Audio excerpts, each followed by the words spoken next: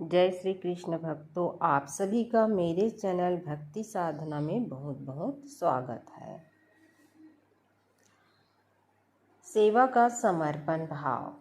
सेवक चाहे वह हमारे घरों में हो, ऑफिस में हो या हमारे पास कहीं भी हो, वह सेवादार पूरी ईमानदारी से अपनी सेवा देता है। कई सेवादार अपनी पूरी जिंदगी अपने मालिक की सेवा में लगा देती है, उसमें समर्पण की भाव होते हैं। आज मैं ऐसे ही एक सेवादार के बारे में बताऊंगी। एक बार एक राजा भोजन कर रहा था। अचानक खाना परोस रहे सेवक के हाथ से थोड़ी सी सब्जी राजा के कपड़ों पर छलक गई। राजा की त्योरियां चढ़ गई। राजा बहुत गुस्सा हो गया।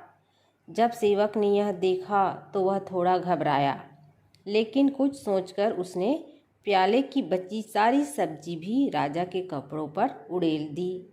अब तो राजा के क्रोध की सीमा न रही। उसे बहुत जोर से गुस्सा आया और गुस्सा में तमतमाते हुए उसने सेवक से पूछा, तुमने ऐसा करने का दुस्साहस कैसे किया? तुम्हारी हिम्मत कैसे हुई ऐसे करना? सेवक ने अत्यंत शांत भाव से उत्तर दिया, महाराज, पहले आपका गुस्सा देखकर मैंने समझ लिया था कि अब जान नहीं बचेगी, लेकिन फिर सोचा कि लोग कहेंगे राजा ने छोटी सी गलती पर एक बेगुनाह को मौत की सज़ा दी। ऐसे में आपकी बदनामी होती महाराज। मैं ऐसा नहीं कर सकता था। आपको बदनामी होते हुए नहीं देख सकता था।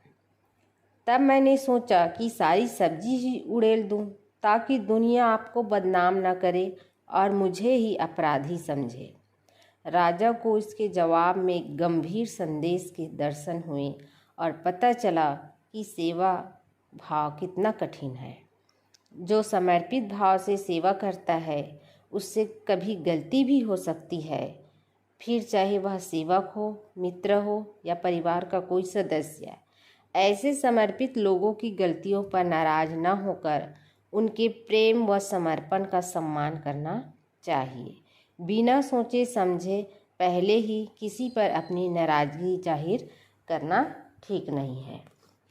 तो भक्तों, हमें थोड़ी थोड़ी बातों पर गुस्सा नहीं करना चाहिए, क्योंकि गलती किसी से भी हो सकती है और हमें हमेशा अपने गुस्सा पर काबू करना चाहिए।